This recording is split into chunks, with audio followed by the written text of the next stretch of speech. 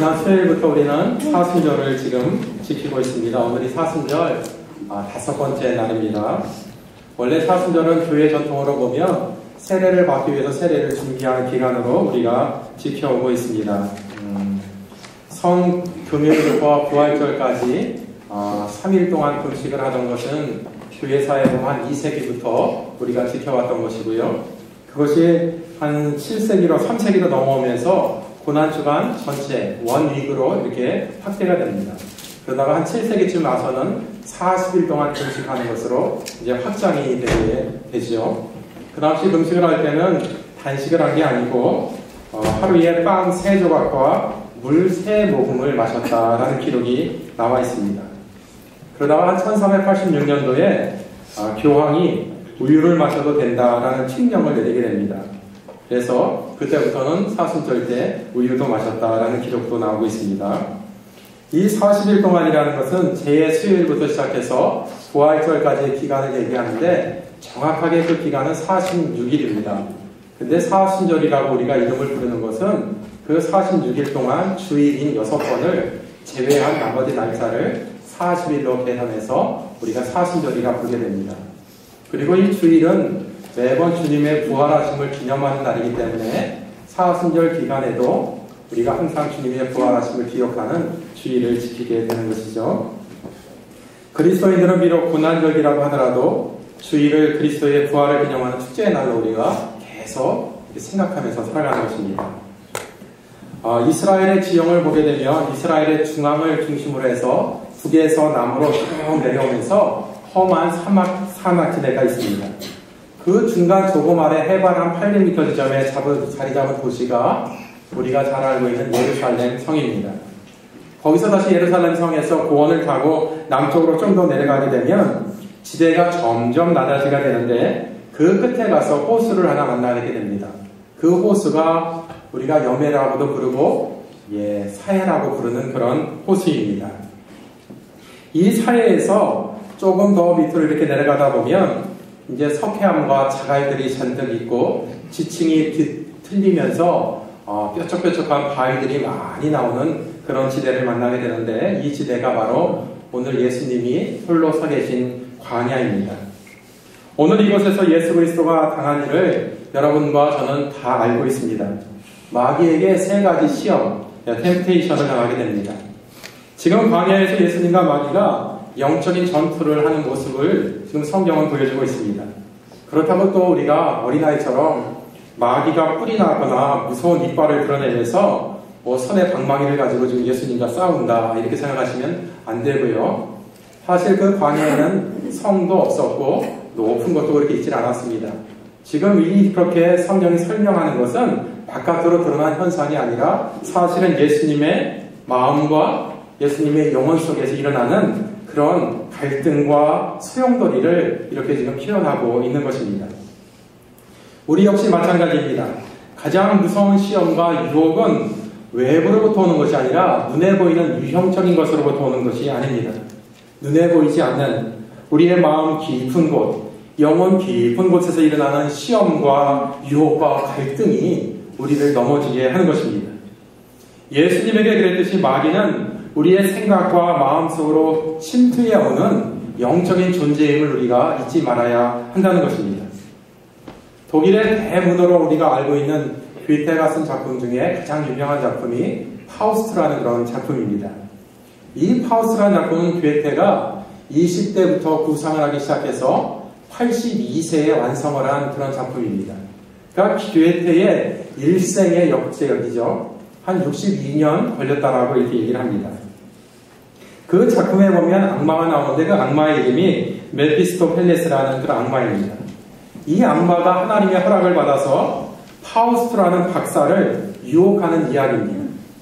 너무나 박식한 학자였던 이 파우스트는 세상의 지식과 세상의 모든 것들을 가지고는 만족이 되지를 않는 겁니다.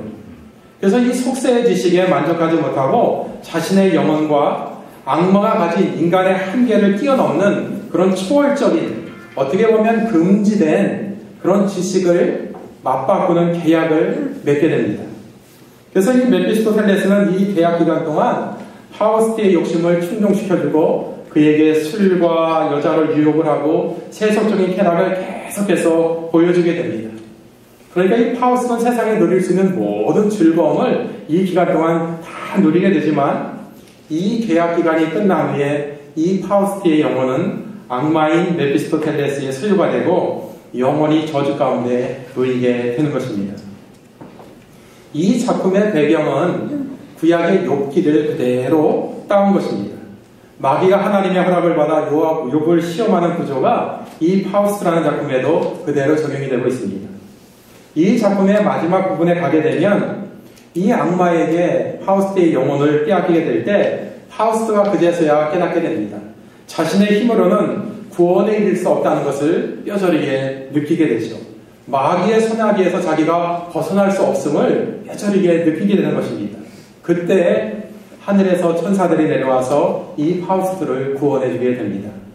즉 이 작품은 무엇을 우리에게 얘기해 주냐면 인간에게는 끊임없이 유혹이 따라다니고 있고 또 그 유혹에 넘어간 인간들의 그 비참함을 얘기를 해주는 것입니다. 그리고 사람의 구원은 사람의 능력과 지식으로는 이룰 수 없고 전적으로 하나님의 은혜로만 구원에 이르게 된다라는 것을 이 작품은 우리한테 보여주는 것입니다. 이것처럼 인간은 크고 작은 유혹에 항상 노출이 되어 있습니다. 유혹과 전혀 상관없이 살 수 있는 사람은 이 세상에 전혀 없다는 겁니다. 왜냐하면 사람 중에서도 그래도 가장 완벽한 사람이었던 아담과 이브도 뱀의 유혹을 받아서 타락을 했기 때문입니다. 즉 인간이 존재하는 처음부터 유혹은 항상 사람에게 있었다는 것입니다. 그것이 우리 인간의 실존입니다. 그러니까 믿음 생활을 아무리 잘해도 유혹은 있게 마련이라는 것입니다. 신학교에 가나 수도원에 가도 마찬가지고 목회를 해도 마찬가지입니다. 항상 유혹이 있습니다. 이 사람은 죽어야지만 이 유혹에서 벗어날 수 있는 존재라고도 할 수가 있다는 것입니다. 오죽하면 예수님이 가르쳐주신 주기도문에도 이렇게 언급이 되어 있지 않습니까? 우리를 시험에 들게 하지 마옵시고 다만 악에서 구하옵소서. 다 이유가 있는 것입니다. 심지어 오늘 보면 예수님, 하나님이셨던 예수님 자신도 유혹을 받으셨다고 하는 걸 보면 예수님만도 못한 우리가 유혹을 당하는 것을 어떻게 보면 인지상정이라고 할 수가 있다는 것입니다. 오늘 선교 본문인 마태복음 4장 1절부터 11절까지 이야기가 바로 그것입니다. 예수님이 출가한 후에 광야로 나가셨을 때 마귀가 나타나서 예수님에게 세 가지로 유혹을 하게 되지요. 첫 번째가 뭐죠? 네, 돌을 떡으로 바꿔라. 두 번째는 높은 곳에서 뛰어내려도 내가 상하지 않을 것이다. 세 번째는 나를 경배하면 온 천하를 너에게 주겠다. 예. 여러분 다 어떻습니까? 우리가 지금 원하고 있는 것들 아닙니까? 지금 우리가 21세기에 살아가면서 우리가 간절히 원하고 하나님이 이것을 좀 들어주길 원하면서 우리가 기도하는 제목들 아닌가요? 다른 사람보다 좀 신비로운 삶, 능력 있는 삶, 천하를 좀 지배하는 삶. 여러분 마귀가 유혹을 할 때요 터무니없이 우리를 유혹하지 않습니다. 그리고 또 겉으로 드러나서 보면 확연하게 잘못된 것으로 우리를 유혹하지를 않는다는 거예요. 첫 번째 마귀가 예수님에게 와서 이렇게 말했지요. 내가 만일 하나님의 아들이거든. 그러니까 하나님의 아들인 것을 부정하는 게 아닙니다. 인정할 거 다 인정해 줍니다. 아들이거든. 명하여서 이 돌들로 떡덩이가 되게 하라. 예수님은 돌들로 떡덩이가 되게 하실 수 있는 분이십니다. 이 말이 전해진 타이밍이 중요합니다. 평상시 같으면 이 말은 유혹적이지 못했을 것일지도 모릅니다. 하지만 당시 예수님은 40일 동안 아무것도 먹지 않았기 때문에 눈에 보이는 것이 다 먹을 것처럼 보일 때입니다. 금식을 해보신 분들은 알겠지만 저도 한 열흘까지는 한번 해봤습니다. 40일은 못 해보고요. 예수님만 하지 못하니까 제가 한 3일 지나니까 책상다리가 통닭다리로 보이기 시작합니다. 그냥 가서 이렇게 뜯어 먹고 싶은 거예요. 3일쯤 되니까. 그 유혹이 얼마나 강렬한지요. 다른 건 다 안 보입니다. 40일 정도 금식하게 되면은요, 눈에 보이는 건 다 뭐로 보이게 되냐면, 다 먹을 거로 보이게 됩니다. 이 마귀의 유혹은 예수님에게는 아주 실제적이고 실존적인 유혹이라는 것입니다. 이 먹을 거의 문제는 인간 생존의 문제라는 거예요. 가장 기본적인 문제라는 겁니다. 이 생존의 문제가 해결되지 않으면 사람은 아무것도 할 수가 없습니다. 일단 먹는 문제가 해결되어야 인간의 문명도 가능하고 현실적인 신앙생활도 가능한 것입니다. 그래서 이걸 너무나 잘 알고 있는 한국의 정치인들은 항상 공약을 내걸 때 뭘 내걸습니까? 국민소득이 3만 불입니다. 4만 불로 만들겠습니다. 여러분, 이 말은 무슨 뜻이냐면 당신들에게 내가 먹을 것을 더 많이 주겠습니다. 거짓말인 것 뻔히 우리 알고 있음에도 불구하고 그런 공약이 나오면 우리의 마음이 그쪽으로 훅 갑니다. 속을 걸 알면서도 가는 거예요. 내가 오늘 이 복권을 사면 복권에 당첨이 안 될 걸 알면서도 복권을 사는 심리하고 똑같습니다. 국민들의 마음이 흔들리게 되는 거예요. 마귀의 유혹은 이것처럼 아주 매혹적이라는 것입니다. 1950년대에 유명한 심리학자인 에이브라함 메슬로라는 사람이 인간의 욕구 발달 단계를 5개로 구분을 한 적이 있습니다. 가장 낮은 인간의 단계가 뭐냐면, 욕구가 뭐냐면 생리적인 욕구, 생존에 대한 욕구입니다. 그 다음이 생존의 문제가 해결되면 좀 안전하게 살고 싶은 안전에 대한 욕구가 충족이 되고요.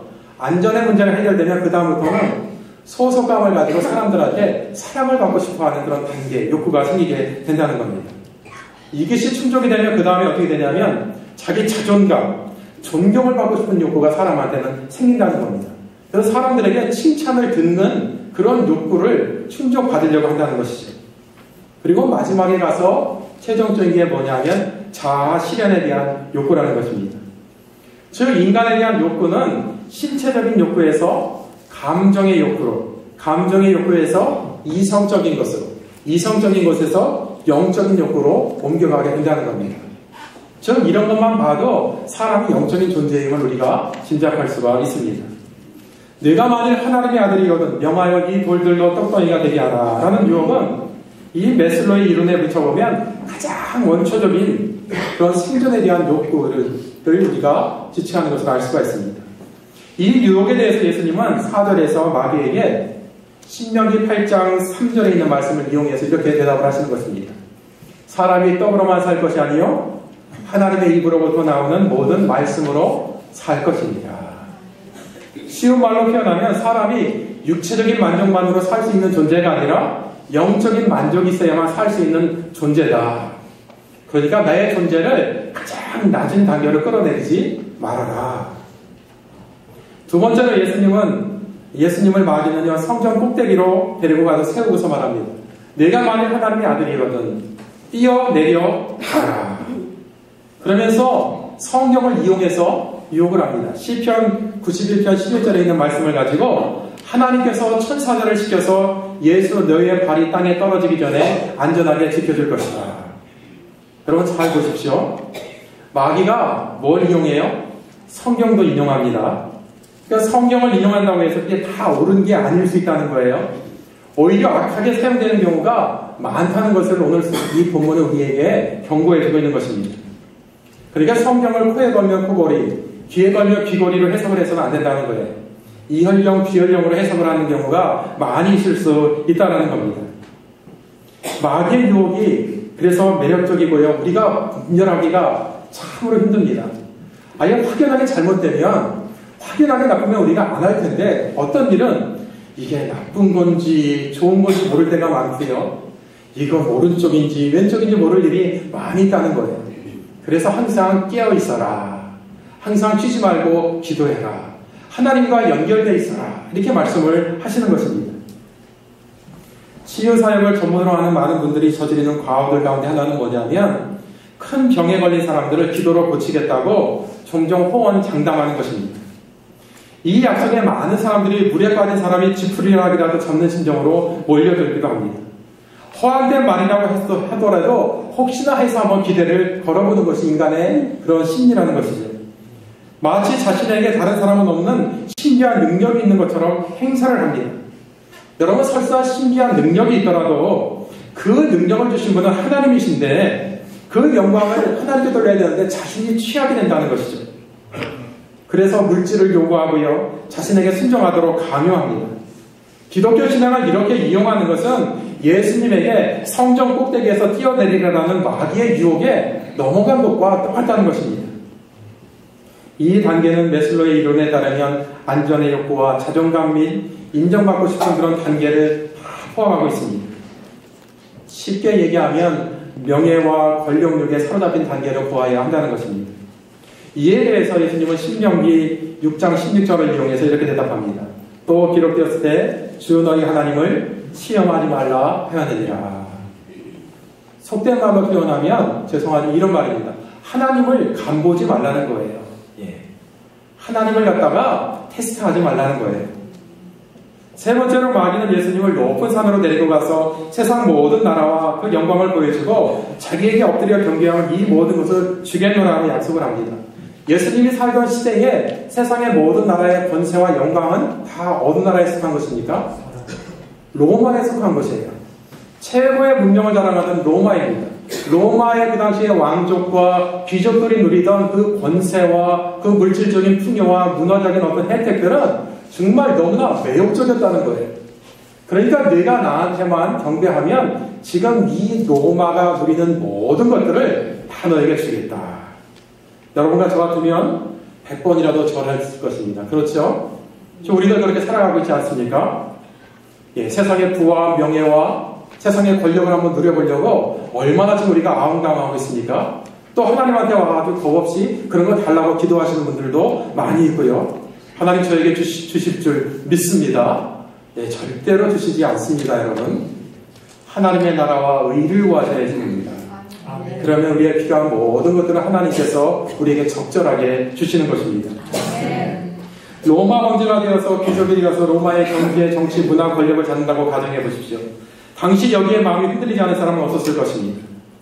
이 마귀의 유혹은 사실은 예수님 당시보다 오늘 우리들에게 더 실감나게 지금 다가오고 있다는 것입니다.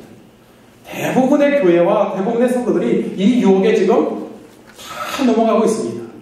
한국 교회가 이 마귀의 영향력에 너무나 많이 지금 흔들리고 있다는 거예요. 세상에서 성공하면 그 사람의 믿음의 상태가 어떤지 간에 하나님의 축복을 받았다라고 면죄부를 남발하니까 세상에서 부정을 저지르고 권력을 남용하고 약한 자들을 핍박하고 여러분 다 하나님에게 심판받을 일이 그림 좀 있습니다. 그리고 마귀의 유혹에 지금 다 넘어가고 있는 것입니다. 이에 대해서 하나님은 예수님이 단호하게 얘기합니다. 사단아 물러가라. 신명기 6장 13절의 말씀을 이용해서 말씀하시는 겁니다. 기록되었을 때 주 너희 하나님께 경배하고 다만 그를 섬기라고 하였느니라. 이 세 번째 유혹 앞에서 사단아 물러가라고 얘기했을 때 이 사단아 물러가라는 얘기는 언제 다시 반복이 되냐면 예수님이 십자가의 고난을 앞에 두고 있을 때 베드로가 와서 그러시면 아니 되옵니다 할 때 베드로에게 예수님이 하신 말씀이에요. 사단아 물러가라. 고난과 아픔을 내려놓고 세상의 영광만 구하려고 하는 사람들은 다 사단에게 넘어간 사람들이라고 지금 말씀하는 겁니다. 고난을 무조건 저주하고 세상의 부귀영화를 부추기는 것은 그 사단의 유혹이라는 뜻이기도 하다는 것입니다. 예수님을 믿더라도 이왕이면 그런 능력이 있으면 좋지 않냐라고 생각하는 분들이 있을 것입니다. 심지어 그런 능력을 성취하는 게 바로 예수를 믿는 목적으로 삼는 분들도 아마 있을 겁니다. 사람이길 거부하고 신처럼 행동하기를 원하는 것이죠. 예수님에게 지금 마귀가 하는 얘기가 그것입니다. 너는 신인데 신처럼 행동해야지 왜 사람처럼 행동하려고 하느냐? 너는 용기와 영광과 존귀를 받아야 되는 존재인데 왜 고난과 아픔을 자처하려고 하느냐? 그럴 필요가 없다라는 거예요. 네가 가진 능력을 가지고 세상 사람들을 구원하면 되지 왜 그것을 사용하지 않느냐는 것이죠. 어떨 때는 예수 믿지 않으면 인생이 거들날 것처럼 위협하는 교회 지도자들도 있습니다. 이런 것들이 철저한 기복주의고 세속주의 신앙입니다. 이게 바로 마귀의 유혹이라는 것입니다. 한국 교회는 너무나 많이 이런 영향력 속으로 지금 교회가 휩쓸려 들어가고 있다는 것입니다. 여러분들은 이 마귀의 세 가지 유혹을 어떻게 생각하십니까? 오늘 이 마귀가 예수님을 시험하는 세 가지 조건 중에 외형상 악한 요소가 있습니까? 심지어는 성경을 인용해서 유혹할 정도이니 어떤 눈에 띄는 나쁜 모습이 지금 보입니까? 이 세 가지는 메시아라면 당연히 우리가 바라고 기대할 수 있는 요소가 아니냐는 것이죠. 그리고 실제로 얼마 후에 예수님은 5,000명을 먹이시는 기적을 베푸시고 병자를 고치시고 또 더한 이적을 행하기도 하셨지 않습니까? 근데 나중에는 어차피 다 하실 일이었는데 왜 예수님은 광야에서 마귀 앞에서는 갈등을 하고 계셨을까요? 분명 우리가 놓치고 있는 중요한 일이 광야에서 일어나고 있는 것은 아닐까? 그럼 그것이 무엇일까? 지난 30년간 예수님은 요셉의 집안의 장남으로 서셨습니다. 예수님은 아버지를 아마 일찍 여인 것으로 추측이 되는데 그 이유는 성경에 어머니와 형제들에 대한 언급은 있지만 아버지에 대한 언급은 거의 없기 때문입니다. 그렇게 가정을 한다면 예수님은 어려서부터 가장으로서 가족들의 생계를 돌봐야 했을 것입니다. 그러다가 때가 차서 나이 30에 요셉 가문의 한 사람으로서가 아니라 이제 전 인류의 구세주로서 공적인 삶을 사셔야 할 때를 맞이하게 된 것입니다. 그런 예수님이 오늘 광야에 홀로 서 계신 것입니다. 세상의 모든 것들을 내려놓고 이제 하나님의 사역을 감당하기 위해서 뭔가 결심을 해야만 했다는 것이죠. 여러분들은 인생의 광야에 서보신 적 있습니까? 예수님처럼 아닐지라도 미국에 이민 오신 분들은 아마 작은 광야에는 아마 다 서보셨을 겁니다. 아무도 없이 홀로 존재하는 곳, 내가 홀로 결단해야 되는 곳. 여러분들이 그런 곳에 서 계셨기 때문에 오늘날 여러분이 이렇게 존재하고 있는 것일지도 모르겠습니다. 사람은 언젠가는 혼자 완수해야 될 일들을 만나게 되는 법입니다. 자기 자신에게 아무도 조언하는 사람이 없을 때가 어떻게 보면 하나님을 만날 수 있는 좋은 기회가 될 수도 있다는 것입니다. 여러분께서 짐작하셨겠지만 오늘 예수님은 외형적으로 마귀에게 시험당하는 모습이지만 이게 그냥 바깥으로 실제 예수님하고 마귀하고 앞에서 말씀드린 것처럼 치고받고 싸우는 그런 외형적인 게 아니라는 것입니다. 예수님의 영혼의 갈등이지요. 마음의 갈등입니다. 내가 하나님의 능력이 있지만 그 능력을 가지고 이 사람들을 구원할 것인가? 아니면 내가 인간으로서 고난과 환난을 당하면서 내가 하나님의 일을 이뤄갈 것인가? 그들 목숨을 건 사투를 지금 벌이고 계신 것입니다. 오늘 마귀가 예수님을 유혹한 시험을 좀 더 우리가 살펴보면 이렇게 말할 수 있습니다.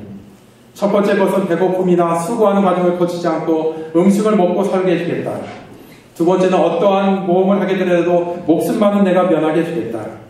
마지막으로 멸시와 거절이라는 뼈저린 고통을 강요하지 않고도 명예의 원력을 누리게 해주겠다. 이것을 모두 종합해보면 결과적으로는 뭐냐면 십자가 없이도 생명의 면류관을 너에게 씌워주겠다라는 것입니다. No pain, no crown. 고통이 없으면 면류관도 없다라는 것인데 마귀는 오늘 뭐라고 얘기하냐면 고통 없이 면류관을 씌워주겠다는 거예요. 크라운을 주겠다는 거예요. 바로 이것을 예수님은 단호히 지금 거절하고 계신 것입니다. 오늘 우리가 냉정히 생각해 볼 것인 것입니다. 예수님은 구세주로 오셨고 세상 모든 사람을 구원하시기만 되면 되지 않습니까? 어떻게든지 모두를 천국으로 끌어올리시면 되는 일 아니겠습니까? 결국 지옥이 아니라 천국에 이르도록 하면 수단은 뭐가 됐든 방법은 뭐가 됐든 괜찮지 않냐는 것이죠. 과정이 어떻든 간에 결과만 좋으면 되는 거 아니겠습니까?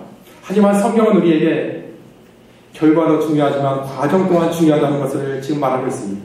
심은 대로 거두게 되는 것이라는 것입니다. 마귀는 지금 이 이치를 무너뜨리려고 합니다. 어쨌든 주님은 마귀가 제안한 이 제안을 거절을 합니다. 그렇다면 왜 그러셨을까? 의도가 무엇이었을까? 도스토예프스키가 쓴 까라마조프의 형제들이라는 책이 있습니다. 굉장히 두꺼운 책인데요. 한번 꼭 여러분들 한번 읽어보시기 바랍니다. 이 도스토예프스키의 그 까라마조프의 형제들에 보게 되면 이반의 대신문관이라는 그런 내용이 나옵니다. 어떤 내용이냐면 16세기의 세빌리아에 매일같이 종교재판이 벌어지고 있었습니다. 이단자들을 다 잡아들여서 화형을 시켜버리는 겁니다. 그래서 하루도 화형이 멈춰진 날이 없을 정도였습니다. 자기들과 신앙이 조금만 달라도 추기경한 그들에게 화형을 선고해버리게 됩니다. 그러던 어느 날 이 도시에 허름한 옷을 입은 예수가 나타나게 됩니다.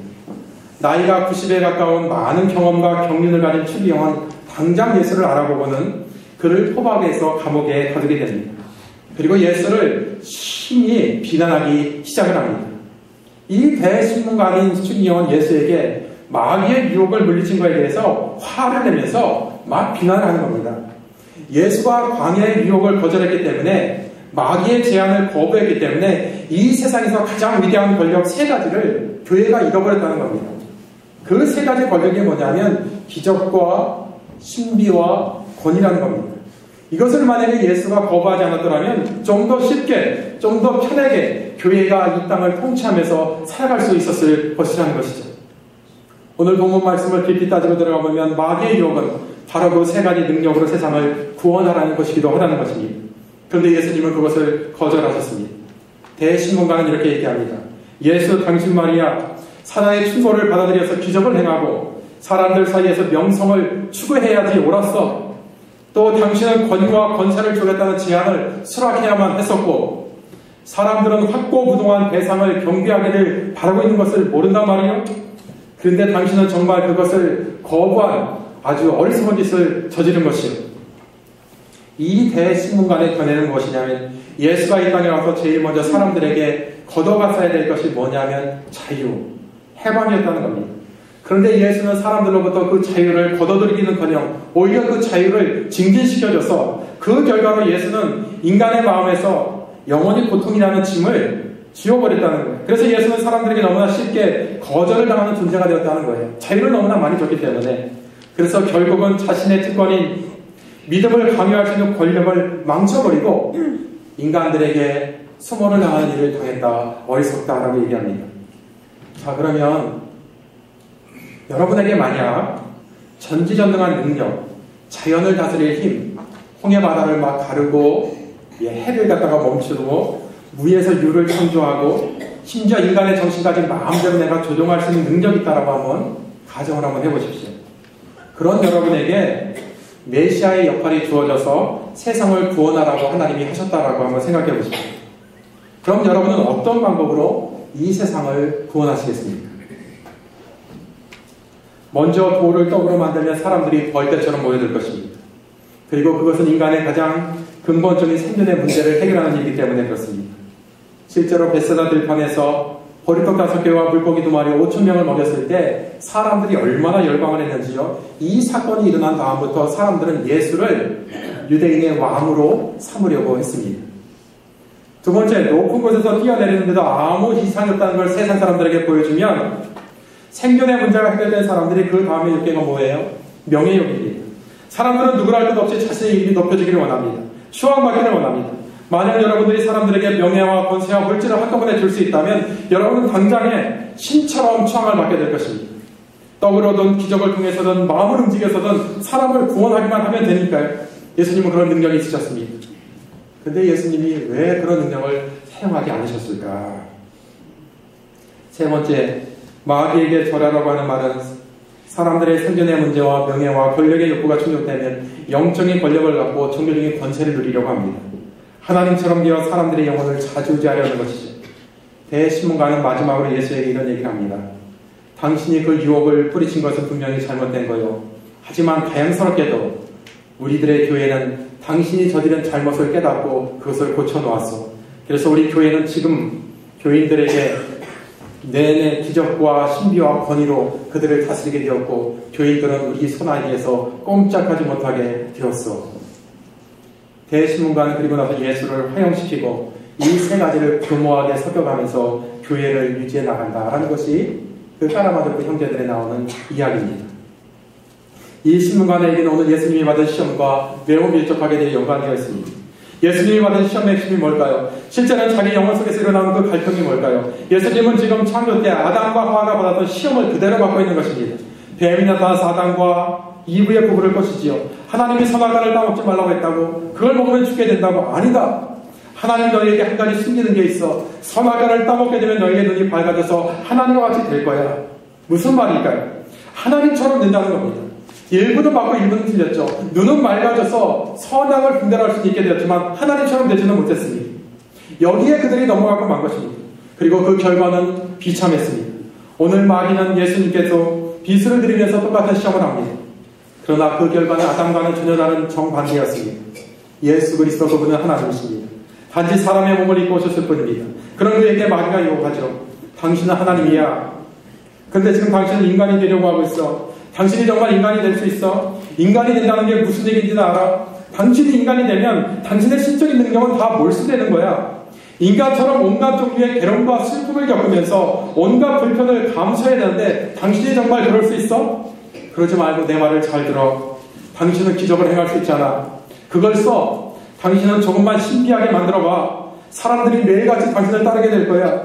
그리고 좀 현실적으로 일을 해. 당신의 지시 없이는 아무것도 못하게 인간의 영혼을 꽉 붙잡아 놓으면 되잖아.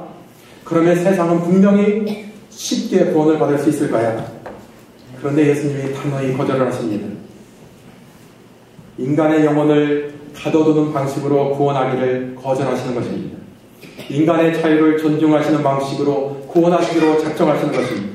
그런데 그 방법을 쓰면 자신은 수많은 고난과 아픔과 죽음을 당해야 됩니다.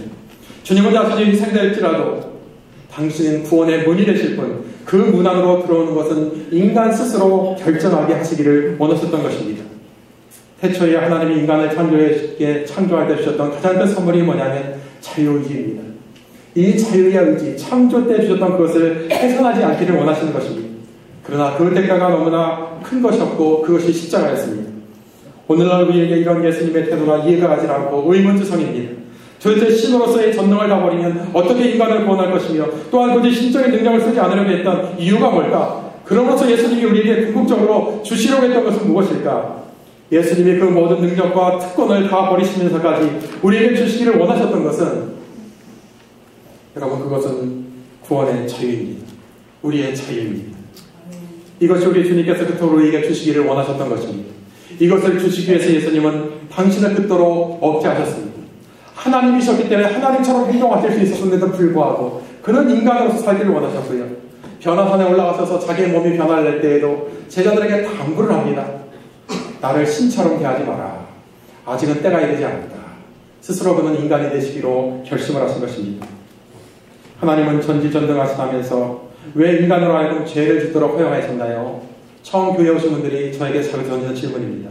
아예 죄를 짓지 못하도록 안전장치를 만들어 놓으셨으면 될 텐데 왜 인간에게 죄를 짓도록 자유를 주셨습니까? 여러분 기억하십시오.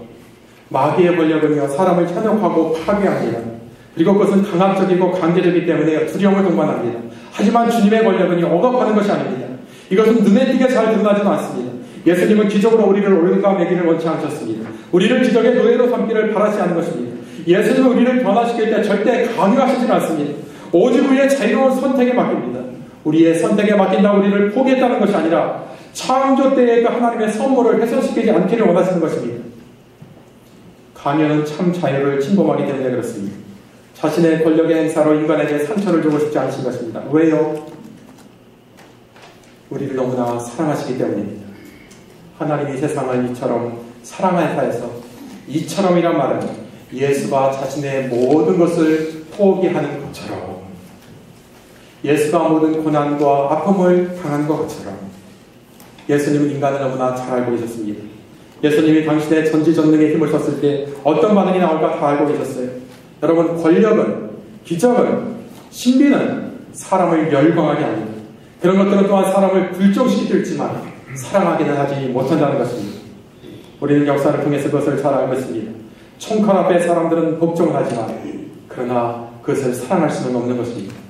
히틀러는 사람들을 자신에게 복종하게 됐지만 사람들이 그를 마음으로 사랑하게 하지는 못했다는 것입니다. 아무도 그를 사랑하지 않았습니다. 사람은 사랑을 받지 않으면 절망할 수밖에 없는 존재인 것입니다. 그래서 히틀러는 자살할 수밖에 없었습니다. 여러분 그런데 사랑은 바로 하나님 자체이십니다. 하나님이 사랑이십니다. 하나님은 강제할 수 있지만 강제하는 순간 사랑이 하나님이 되시지를 못하는 것입니다. 하나님은 사랑으로 그리고 인간은 자유로운 구원을 완성하는 길을 택하도록 한 것입니다. 그 대가가 예수님의 십자가의 보혈입니다. 우리는 때때로 마귀의 유혹에 빠져서 마귀의 강요함과 힘에 눌려서 마귀에게 복종을 합니다. 그러나 여러분 우리 중에 아무도 마귀를 사랑하는 사람은 없습니다. 바로 이것입니다. 예수님은 우리를 사랑하셨습니다. 그분이 우리에게 원하시는 것 또한 사랑뿐이셨습니다. 사랑은 허다한 죄를 덮느니라. 내가 너희의 모든 죄를 짊어지겠다. 그래서 그 사랑 때문에 우리의 자유까지도 존중해 주시는 겁니다. 사랑하는 사람의 자유를 존중해 주시는 거예요. 심지어는 하나님 당신을 믿고 안 믿을 위험까지 감수하시면서 우리에게 자유를 주셨고 선과 악을 선택할 자유까지도 주신 것입니다. 사랑이 없었다면 강제적으로 모두 당신만 믿게 만들고 선만 선택하게 했을 것입니다. 물론 그 결과로 죄는 있지 않았겠지요. 영원히 죽지 않았겠지만 삶은 숨막혔을 것입니다. 선택의 자유가 없으니 모든 인간은 획일적이 되었을 것이고 개성도 없었을 것이고 모든 결과가 뻔히 다 예상되니 창조성도 없었을 것입니다. 그리고 그런 사람들로만 이 땅에 가득 찼다면 만남의 기쁨도 당연히 없었을 것이고 만나봐야 뻔하니까요. 사는 게 다 똑같으니까요. 하나님은 우리를 내버려 주셔서 즉 포기하셔서 마음대로 선택하게 하신 것이 아닙니다.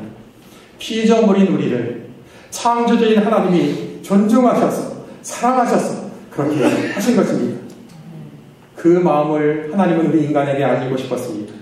하나님의 마음을 인간이 이해할 수 있는 언어로 전달하고 싶으셔서 말씀이 육신이 되어 당신 자신이 철저히 인간이 되셔야만 했다는 것입니다. 그분은 인간의 아픔에 참여하지 않고는 그리고 그들을 위해 희생하지 않고는 어떤 것으로도 인간의 마음에 하나님의 사랑을 전달할 수 없음을 아셨습니다. 그래서 자기를 내어주려만 했습니다. 그래서 마귀 앞에서 하나님의 신적인 능력을 자랑할 수 있었지만 그러나 그것을 포기하시고 인간이 되어주셨다는 것입니다. 사람 앞에서 신적인 존재로 존재하기보다는 철저히 그들과 같은 존재가 되기로 결심을 하신 것입니다. 이런 비유가 맞을지 모르겠지만 우리가 버락 오바마 대통령을 만나는 방법은 우리가 그를 만날 수 있는 방법을 아무리 찾아봐도요. 그가 만나주지 않으면 우리는 만날 방법이었습니다. 하지만 대통령이 우리를 만나주려고 하면 방법은 여러 가지입니다. 우리를 초청해도 되고 전용기나 차편을 보내도 되고요. 그러나 가장 영광스러운 것은 대통령이 직접 우리를 찾아가려는 겁니다.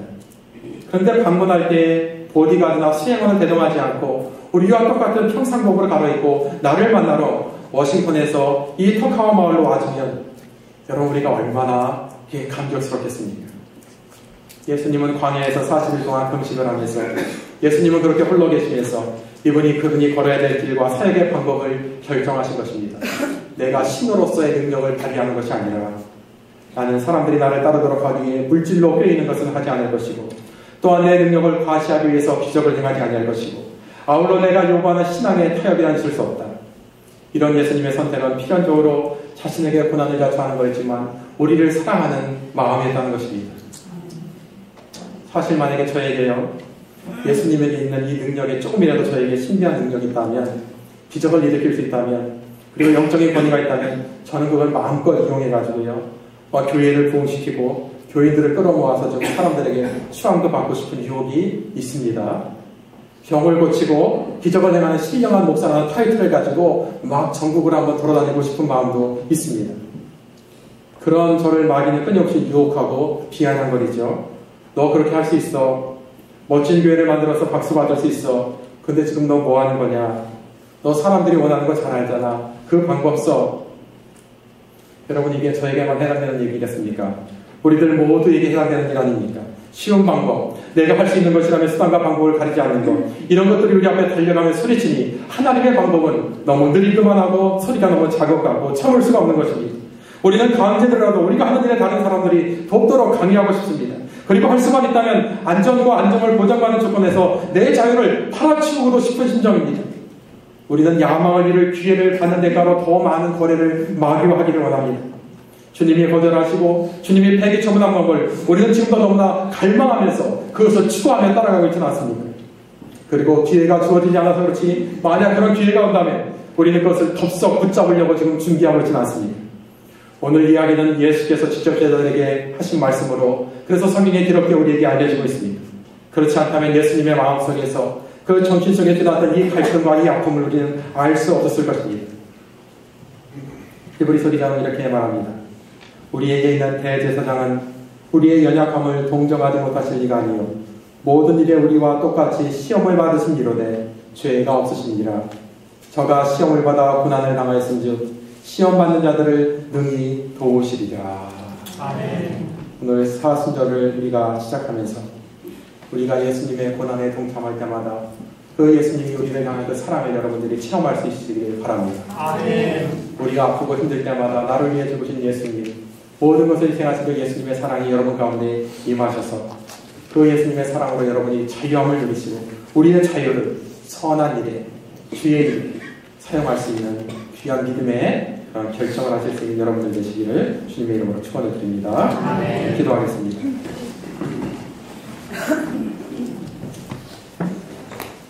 주님은 이 땅에 오셔서 온 세상을 필승시켜야겠다고 서두르신 분이 아님을 우리가 알고 있습니다. 마음의 준비가 안 된 사람들조차 내가 완전히 취해버리고 말겠어라고 주님은 그렇게 서두르시지 않았고 우리에게 강요하지 않으셨고 그리고 우리의 자유를 훼손시키지도 않으신 줄 믿습니다.